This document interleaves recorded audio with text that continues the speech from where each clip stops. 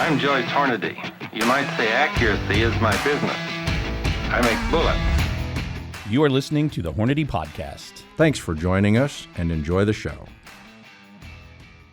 Hello, everybody. Thanks for tuning in to this episode of the Hornady Podcast. I'm your host, Seth Swerzik, and I'm joined today right here in the studio, none other than Preston Lintfer, our main man, the marketeer. Preston, thanks for coming on the show. Of course. Yep. Preston, Wouldn't have it any other way. I have to say, you look a little dazed and confused today. Just a skosh. Finally getting over the SHOT Show wind down. I don't know what you'd call it. It's the grind of the show, grinds you into dazed and confused, and then it takes a couple days, and usually takes a couple days to kick in. Once it fully kicks in, then it's hard to get that off you. Yeah.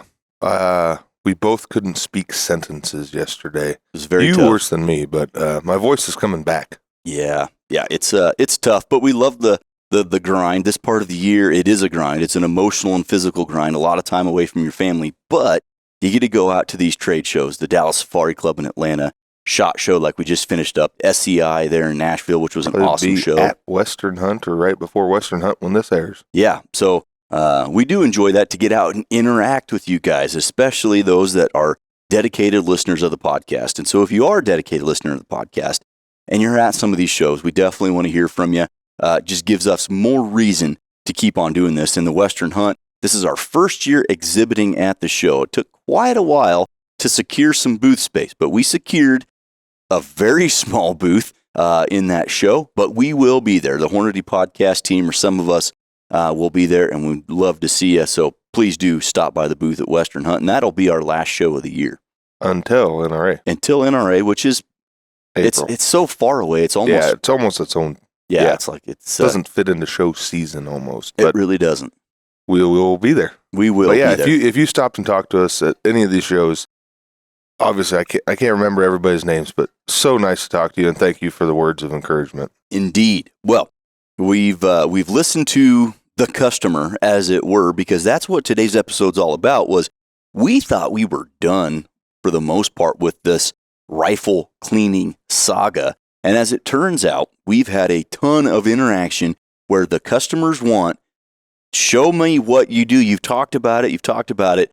Get the gun on the table and show me what you do to clean the rifle. So that's what we're going to do. We've got a dirty match barrel right here that you've ran through a couple matches. It's a good looking gun. And now we're going to show you exactly what we do to clean the rifle. Yeah, and if you're listening, we'll be as descriptive as we can. But if you're interested, please check out the video on YouTube, Spotify. We're doing videos on now too, but they get uploaded later. Okay, because that's the way that has to work. All right. Well, you'll definitely do want to check this one out on the YouTube, because this is a handsome rifle. Now, before we get to actually going through the process of cleaning this thing, run us through what this is, Preston. This is a really nice match rifle. You got the Hornady podcast sticker right on the side there. I wondered if you're going to notice that. Walk us through, I'm not going to do a full rifle build profile, but walk us through all the components and why you chose those and what this thing is and what it's for. Sure. We'll do it briefly just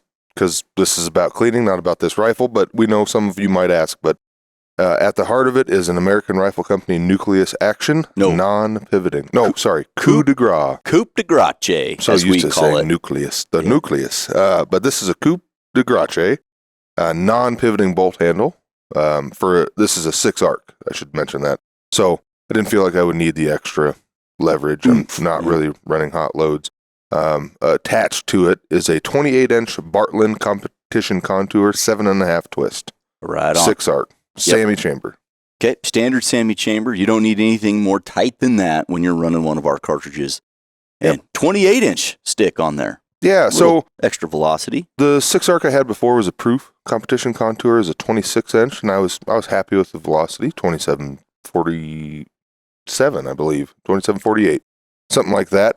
But I said, well, let's see what a 28-inch will do. Just turn it up to 11. You're not running suppressed at these PRS games, so no. I do like the suppressor only matches, though. I wish they were all like that. But so I added 2 inches, and guess what? My velocity is exactly the same as the other barrel. So I'm glad I did go 2 inches longer because I'm very used to shooting a 110 grain A-tip at 2750. Yeah, as it turns out, it's a great combo.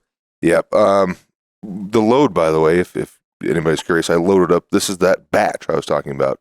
I loaded up a batch of 110 grain A-tips in 5 to 6 different lots of Hornady cases with 28 grains of Varget on the money. I think those are Federal 205Ms that I loaded those with, or 450. I think these are 205Ms. And then, I loaded up as many as I possibly could, trimmed them on the prototype Hornady trimmer at the time. Mm-hmm. I actually annealed them because they were from so many different lots.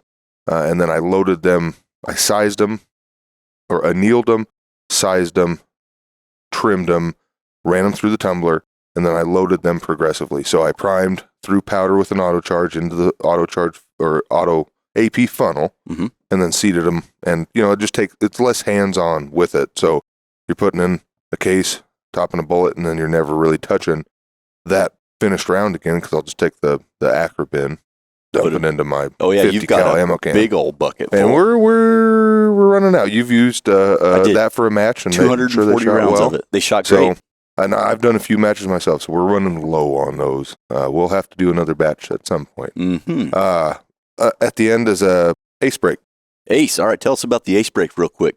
It's kind of the standard in PRS stuff, but there's lots of different breaks out there, but this is kind of my tip of the hat to the parts of Oklahoma, right? Mm-hmm. Because as you see, it's in the foundation. But those are the guys from Oklahoma, Austin Orgain, Clay Blackheader, those guys. Yep.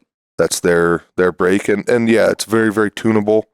You can get a track straight and all that stuff. I just put it on there. Yep. Okay, but that's what's on. It mitigates recoil. Excellent. And then all of it is sitting in a foundation Genesis 2, I believe.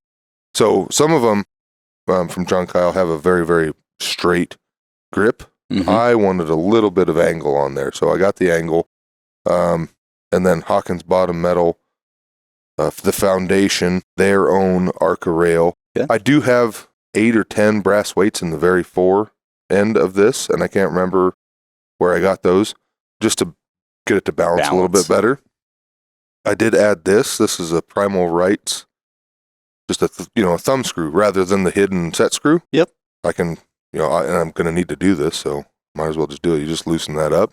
That goes your cheek piece. Bob's your uncle. It says #edge hit. Yeah.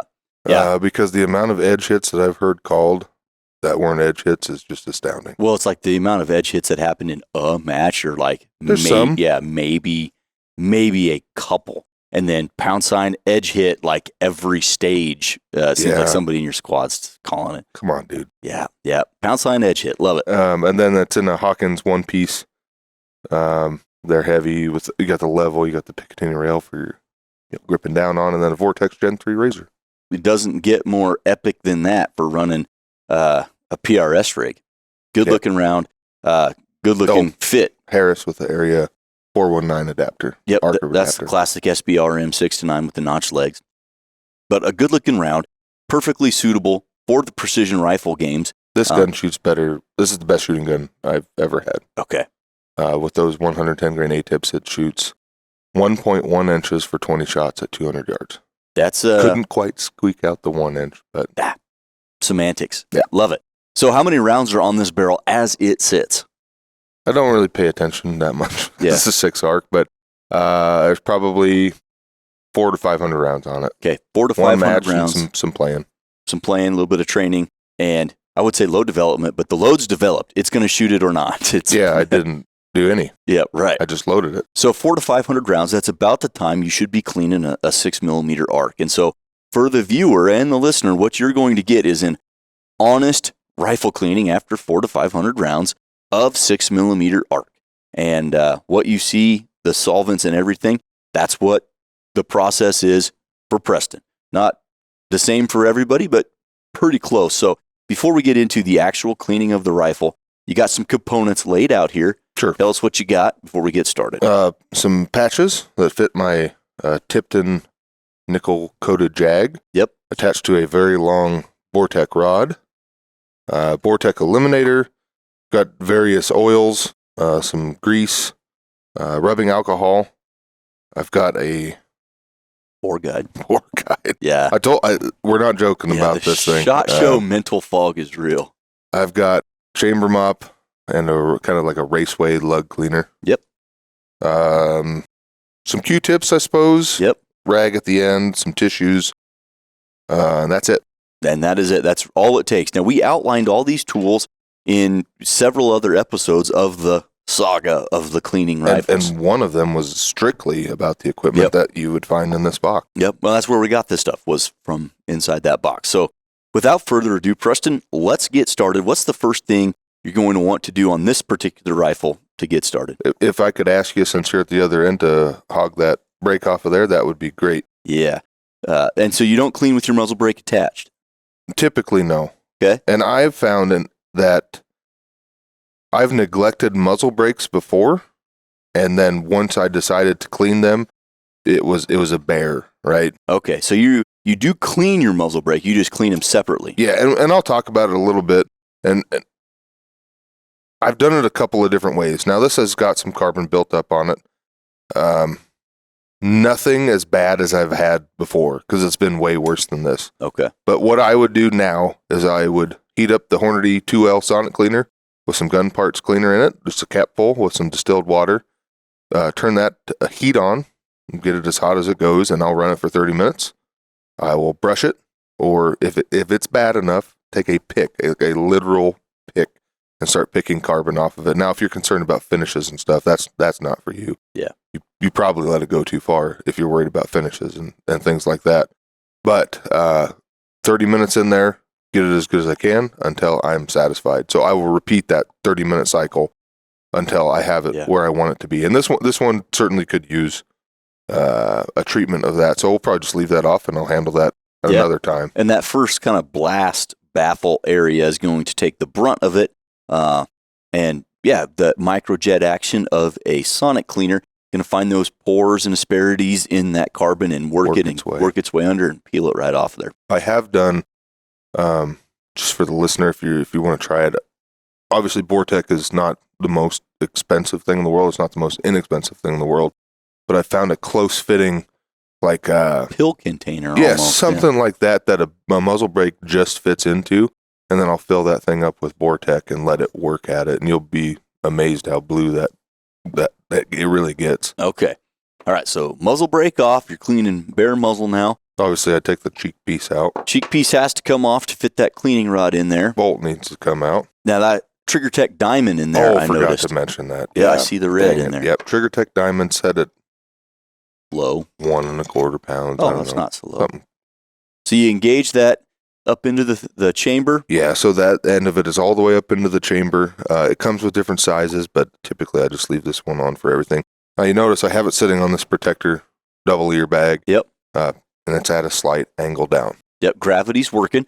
So that bore guide is going to help seal that chamber off from the solvent. One, the solvent's going to want to run downhill. And two, when you're working that rod back and forth, you don't want to start pulling more of that solvent into your chamber, back into your trigger housing. You want to keep it in the chamber and the muzzle as best you can, or in the barrel rather, so you're just not having to clean it up later. Yeah, and if you think like most bolts are like 3/4 of an inch, something like that, right? This one's a little bit bigger, but you can imagine that bore guide also helps align this rod so that you can't keep it nice and true. Yes, keep it true. It's pretty tight fitting, so I'm going to start down the barrel. Okay. True. So we have a dry barrel, got plenty of carbon and copper built up in there, and 400 to 500 rounds, depending on your cartridge. That cleaning schedule going to be a little different for everybody. Right. But this one's ready to go. So you put a patch right there on the jag. Take a little bit of the Vortec Eliminator, wet the patch, and send her home. Parts of this might be a little boring. I don't know, but people wanted to see it. People wanted to see it, so we're going to do it. So it comes out. And I'll pull that back just a little bit. All right. So as you can see, just that brief interaction in the 2 seconds it took to push that down the barrel, you're already getting blue indication that there is copper in that barrel. Okay. Yeah, Plenty and of copper. Doesn't surprise me. Not a whole lot of powder fouling. No. Generally, the powder fouling going to be that darker, grayish color stuff. But I'll keep these sitting here. Now, what's the next step? You run 1, you run 2, you run 3. What do you do? Probably run 2, but I'm not really sure it matters at this point. If I'm doing things and I want it done fast, right, I'm going to brush it. Mhm. And we're going to brush it for this podcast sake. Okay. If honestly, after looking at that, Mhm. I probably wouldn't brush this Okay. normally. Yep. But I want to do it so that we kind of get this done in a decent amount of time. Because you could take this Vortec, do what we did, and Patch it through. just let it sit. Let it sit. Let the solvent do the work.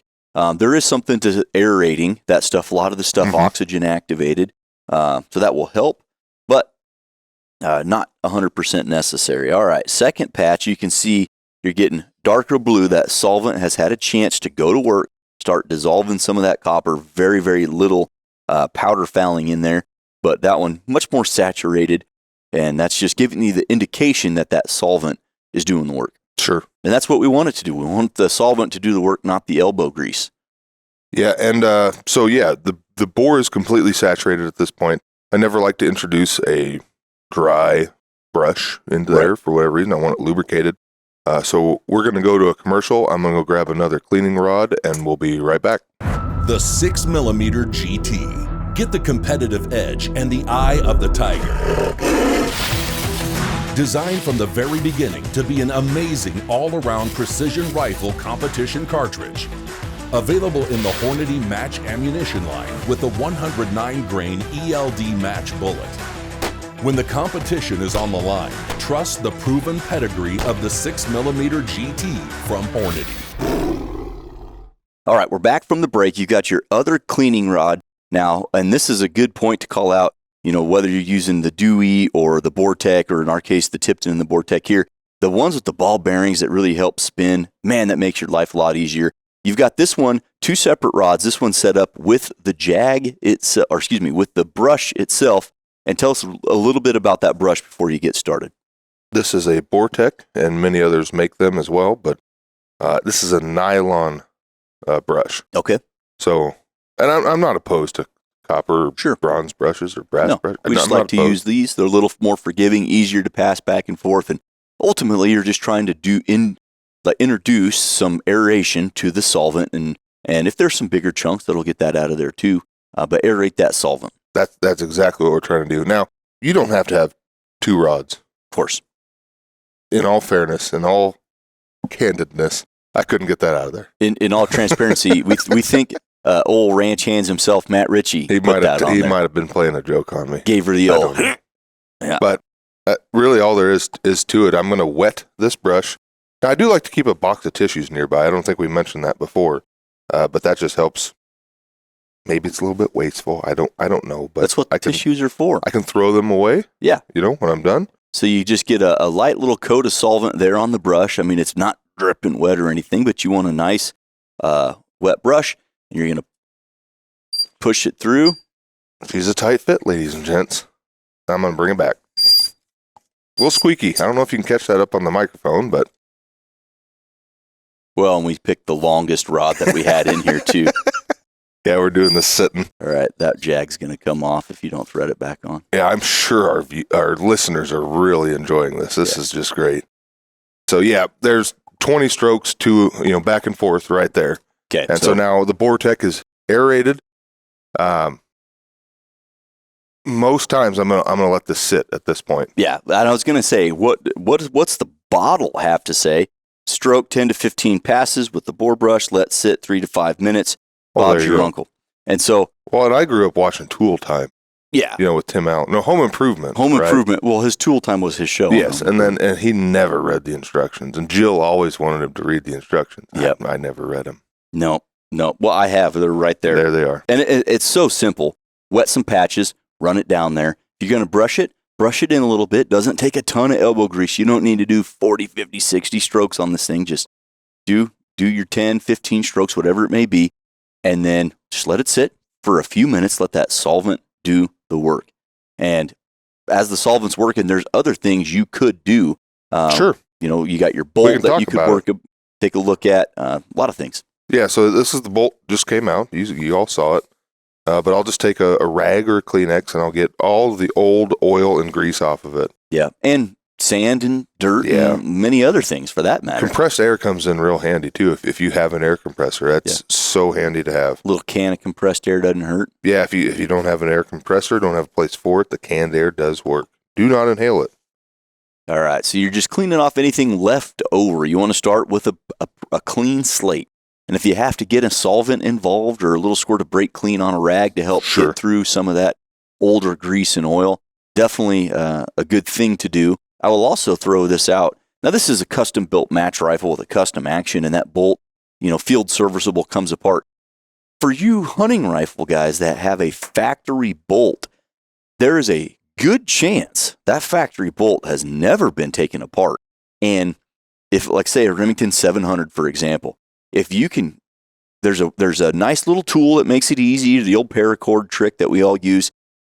Take that bolt apart, start with a clean slate. There's a lot of those bolts that they're going to use a corrosion inhibitor that can act as a lubricant or a grease, but they can also get really, really gummy. They can attract a lot of stuff, and then they can also slow down your lock time. They can delay things in that firing action that could cause a misfire when it's really, really cold out, because a lot of those greases that they're using aren't meant for high-performance lubrication. They're meant for corrosion. Right. So And I've seen those like attract cardboard fibers. Yeah. From like just sitting in a warehouse somewhere. Yep. So if you can't strip your bolt, strip it clean. I like to use brake clean, something like that.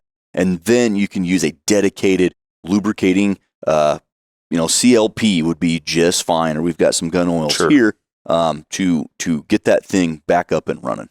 And I would caution you not to overdo things in a bolt. Of course. A light coat of lubricant on the spring is really all that's necessary. And then like the ones that thread in and out like we're talking about, bit of grease on those threads is imperative. Huge. Otherwise, it's going to feel really hard. You're going to go to open that bolt, and it's going to feel like you got to move Mount Everest. And Yep. you need to lubricate those threads. Like I said, the Remington 700 is a prime example. Yep. Well, I think it's probably been 3 to 5 minutes. So let's see what a patch looks like now. Yep. So now we can switch back to our rod with the jag on it.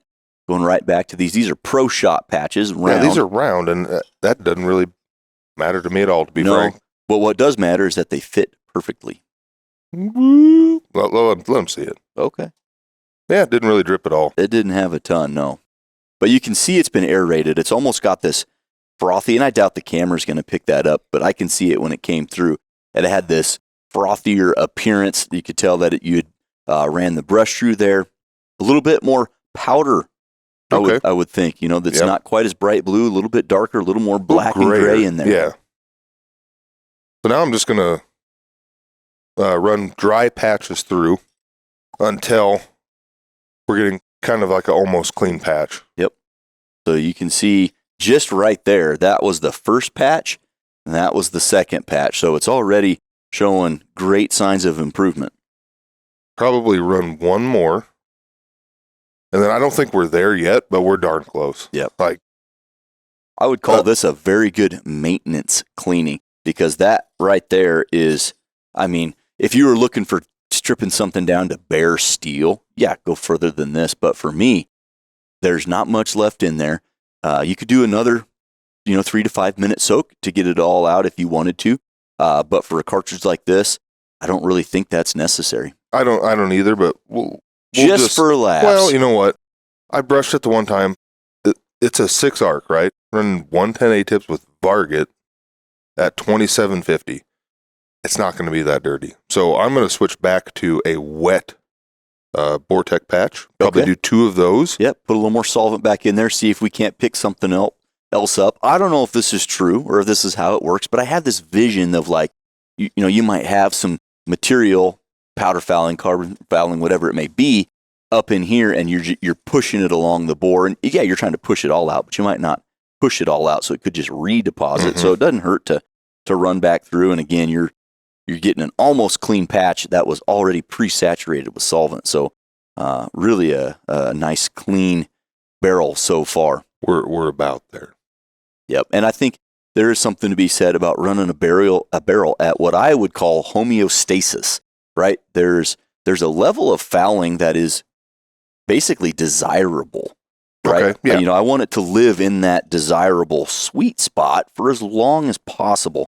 And I do that with my hunting rifles as well. I really almost never clean down to bare steel. Sure. And I clean them before they're completely fouled out. But what I like to do is what we're doing here, just a maintenance cleaning. I'm just getting it back to another 200 to 400 rounds of service life. Hornady Backcountry Defense Ammunition. For those backcountry encounters when a reliable round can be a lifesaver. Backcountry Defense Ammunition is loaded with DGH bullets that feature a protected point that locks the bullet nose to the core, providing maximum penetration while limiting deflection. Stay at the top of the food chain with Backcountry Defense Ammunition from Hornady. Yep. So as I let that sit a little bit, I'm gonna do step 2 of 3 when it comes to cleaning and lubing the bolt. So I'm gonna take this is a Vortex as well, I believe, but the sticker came off. Yeah. Now I've had this 7 or 8 years. Yeah, you buy one tube of that for $8. Could last you a lifetime. Almost half of it, but not quite. Yeah, and many people use it. These nice little grease pins. I know Lucas makes one. Vortex, Hoppies has Tipton, one. yeah, Hoppies. There's a ton of them, and really, this is just a dedicated grease that they build a spec sheet out so that it's for firearm components. It's for your bolts, and the pin makes it really handy because you can control where that goes with a lot better precision than opening up a can of grease. So I just lugged. This is a 3-lug action. I greased the back of 3 lugs. Okay.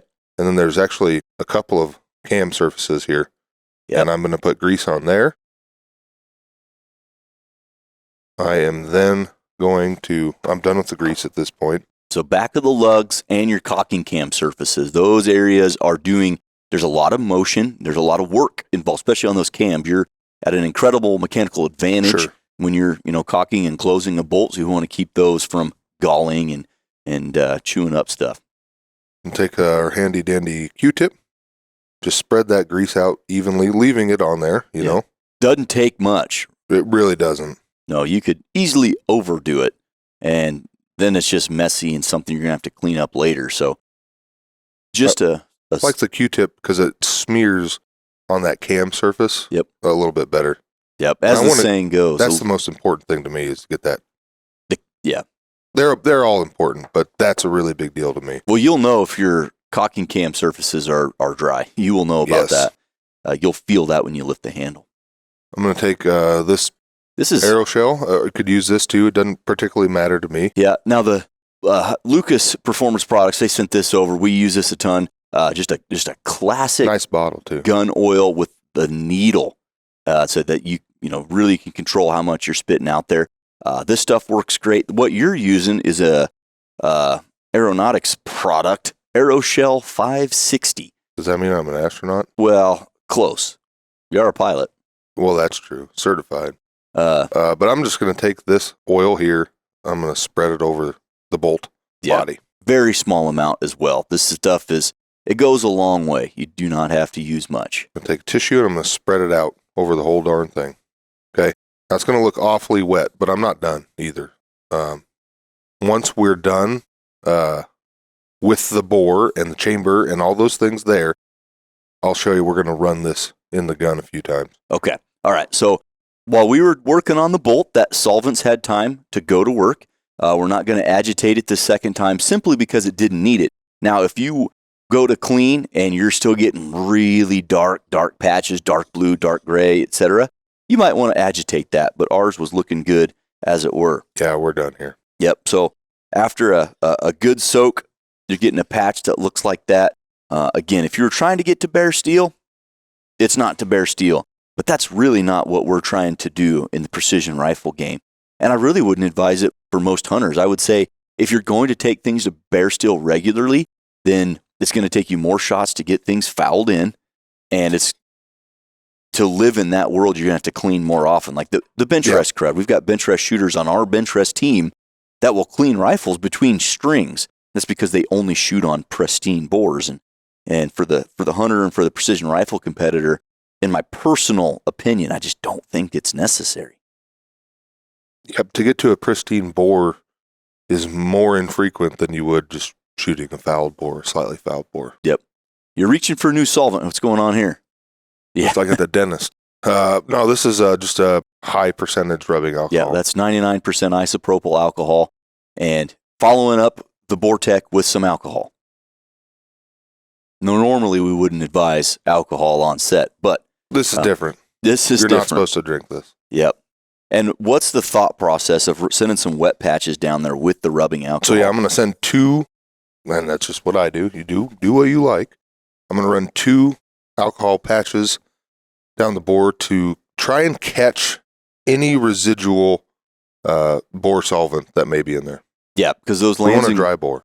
lands and grooves can trap some solvent, especially if you don't have a nice tight fitting patch. And these weren't particularly tight. No, so you're trying to get all that solvent, get anything left over out of the bore, and then that alcohol is going to dry, and you definitely want a dry bore. You don't want to leave solvent in the chamber wet and then go fire your first few shots. Now, you might notice I've been cleaning the rod every time I've pulled something back out. Mm-hmm.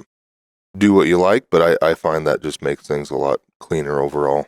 Yeah. Now I'm back to dry patches. Dry patch. 2 alcohol patches, a dry patch, and 2 more or 1 more dry patch after that's for 2 total. yep. I mean, that's looking really good. And the bore is done.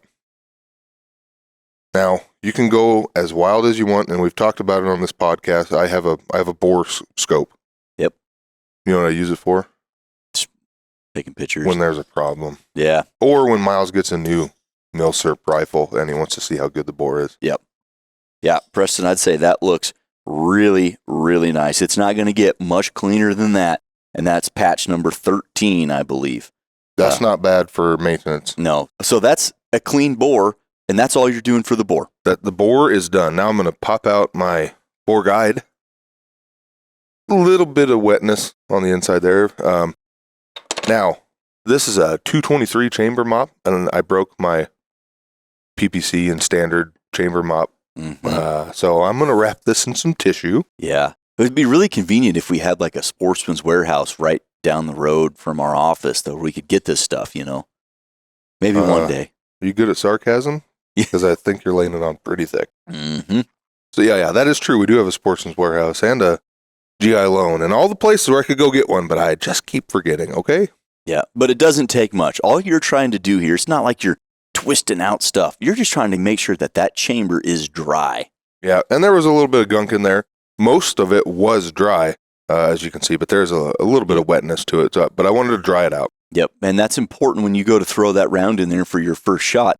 Liquid doesn't compress. No. And Turns out. as it turns out, you don't want a wet chamber. You could open the bolt to find your primer missing, worst case, or your case having some dents in it. Hey, if you were shooting matches like we did back in circa 2018, you've all found pressure. Yeah. You know what I'm talking about if you're listening. Yep.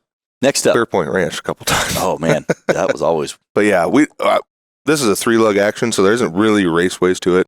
But this goes nice on a raceway if you can imagine a 2-lug action. Standard 700 style clones. Fits right in there. There are lugs back here, and you can kind of clean the grease out of the back of the lugs. Yep. That these will make contact with, but just making sure everything's nice and dry. Yep. You want a nice, clean, dry mating surface when you close the bolt and those lugs are engaged. The Hornady Rapid Safe Keypad Vault offers quick, dependable access to your firearm while providing security from unauthorized users. The Rapid Safe Keypad Vault is constructed of a heavy-duty 14-gauge steel housing and thick steel lid for tamper-proof security. The included RFID watch band tag and RFID decal can be selectively programmed to open this safe and any other Rapid Safe you own. The Rapid Safe Keypad Vault from Hornady Security. All right, so you've got the bolt, you've got grease on the back of the lugs, cocking cam. Now you've got a coat of Aeroshell 560. Any other high-quality gun oil will suffice on the bolt body, and it looks a little heavy. It is a little heavy. Okay. But there's no ammunition in this room. It's been unloaded the entire time, and you all saw that. But I'm going to close the bolt and dry fire it several times, and that's going to make the cocking cams and those surfaces work. Yep. So I'm spreading the grease out number one, in the whole action body, where that bolt is riding, and then in those critical surfaces. Right. And it wouldn't work the same if you just ran the bolt. Right. The dry firing. It'll get the oil out, but it won't help where I put those grease. Yeah. So yeah, that's enough. So Bolt I've got that comes oil out. distributed already, and I'll just take a tissue and wipe the excess off of the bolt. Simple. And this one's ready to go, minus the muzzle brake, and we'll address that at another time. All right. So bolt back in the gun. Preston, that's really all there is to it, to getting a rifle clean, back up and running. Now, everything's clean. It's greased. It's lubricated. It's ready to go. What are you going to do the next steps? You go out to the range to get this thing ready for competition.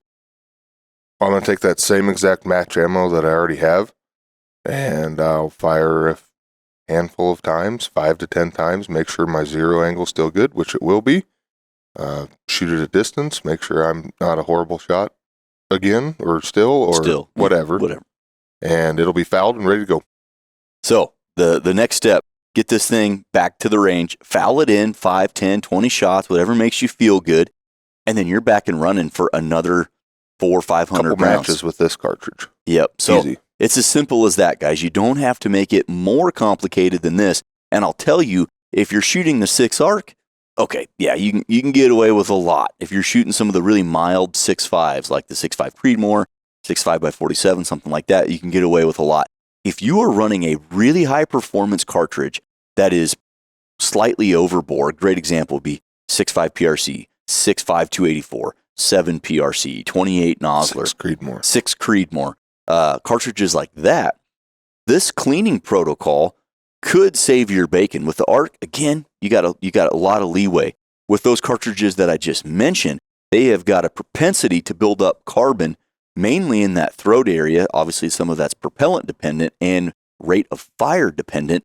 But doing a cleaning like this will keep that barrel serviceable for as long as you possibly can without running into trouble. Because I said, it's as simple as this. Well, there is a much more involved process where you're trying to rescue a barrel, where you didn't do the right things first. And I've seen that firsthand on people running, again, the Hot Rod 6s, the Hot Rod 6.5s, the Hot Rod 7s. Well, you ran into it once on accident. Like, yeah, carbon rings in the throat are no joke. They're no joke. It's one of those things that once you are at that point, the corrective action is a lot more labor intensive than this. The solvent alone, and slightly scary. Yeah, the solvent alone isn't generally going to fix it. When you get to that point, you got to use some abrasives, a little more elbow grease, and if you go too far, you buy yourself a new barrel. Yeah, and nobody wants that. So this standard maintenance cleaning, keeping everything in that happy homeostasis, doesn't have to be hard.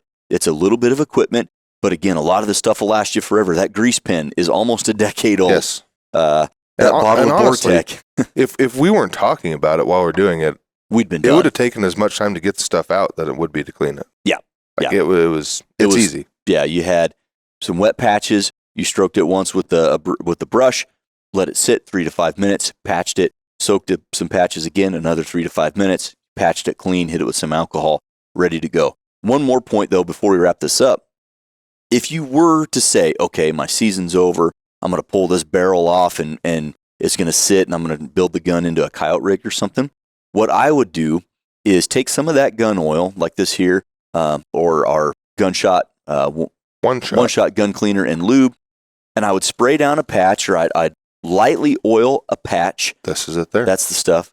Lightly oil a patch. I'd push it through, and I'd push a dry patch after it, just a very light coating of something that's going to help protect the bore as it sits in storage for months on months. Sure.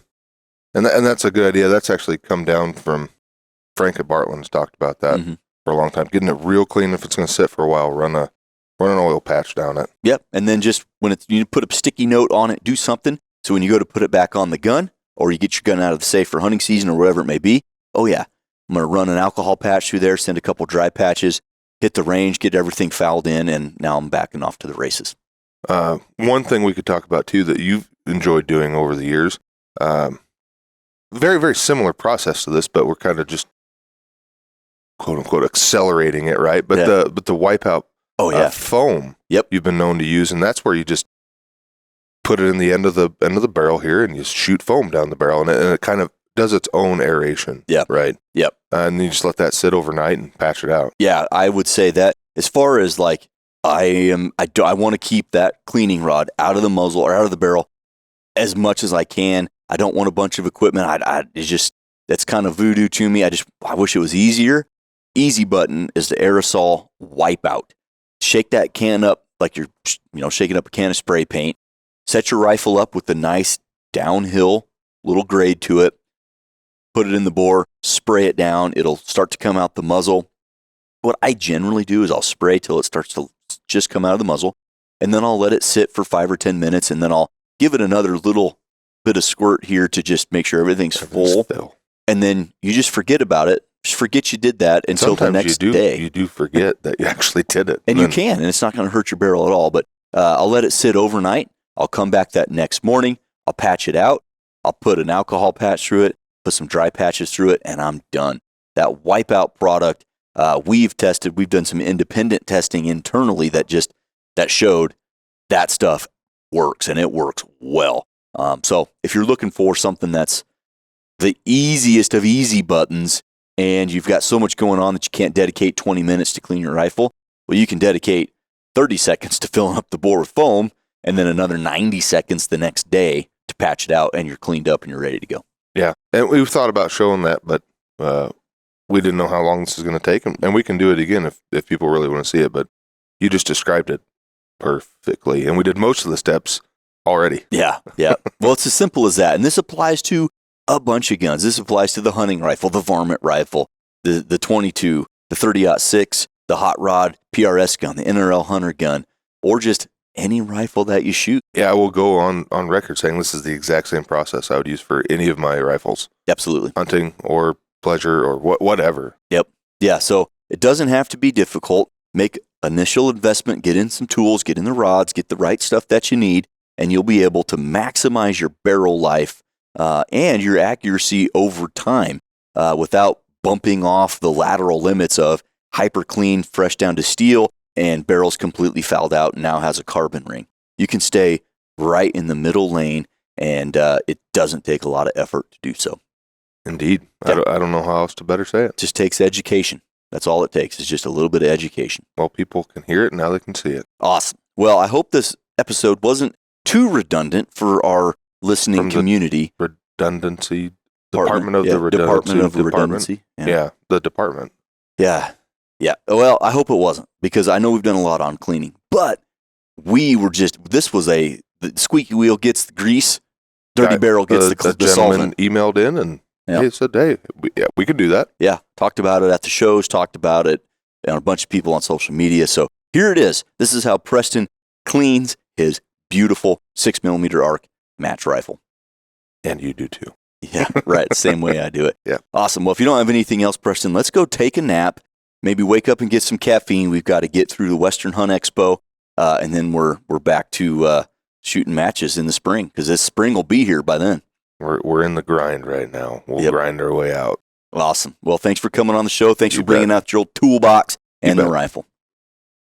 Guys, hopefully you enjoyed this episode on how we go through the physical steps of cleaning the rifle. We talked about it. Now we showed you what you do. It's simple. You got to make a little bit of investment on some tools, but again, you can keep your barrel right in the slot, just past the click of where everything is moving and grooving and shooting well. Going to maximize performance, maximize your barrel life. Thanks for tuning in. We'll catch you on the next one.